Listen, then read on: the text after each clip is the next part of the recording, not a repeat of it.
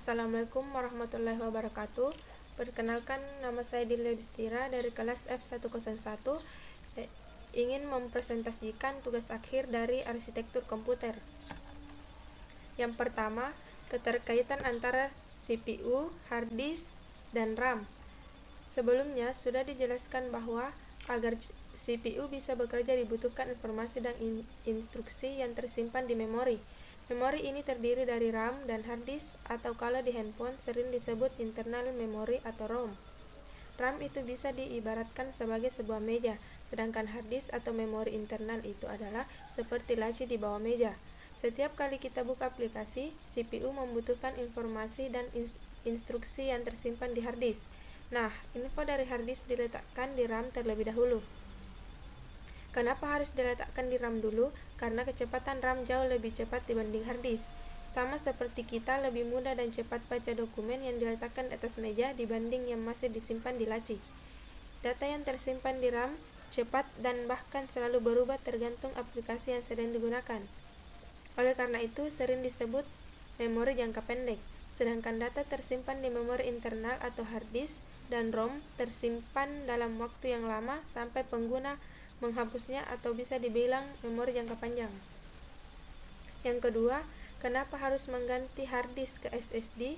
Karena dapat mempercepat proses booting, performa multitasking lebih unggul, hemat daya, tidak ada disk usage 100% dan tidak berisik.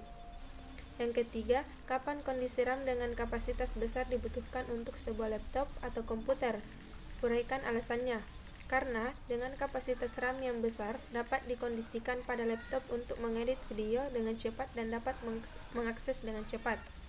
Yang keempat, perbedaan dari chipset pada komputer dan smartphone dan fungsi dari keduanya. Pada komputer, chipset dikhususkan untuk mengontrol memori, grafis, suara, bahkan CPU itu sendiri. Sedangkan pada smartphone, untuk mengolah grafis, memori, USB controller, hingga mengontrol konektivitas seperti jaringan dan WiFi. Fungsi chipset pada komputer ialah mengarahkan aliran data dan menentukan perantara apa yang didukung oleh personal komputer atau PC. Sedangkan fungsi chipset pada smartphone ialah untuk mengatur berbagai tugas komputasi dan menghubungkan berbagai hardware di dalam HP. Yang kelima, kelebihan dari Thunderbolt dibanding dengan bus lain. Kelebihan Thunderbolt dari bus lainnya, Thunderbolt pada dasarnya mengkombinasikan PCI Express dan DisplayPort ke dalam sebuah antarmuka serial data yang lebih mudah dibawa serta meminimalisir penggunaan kabel.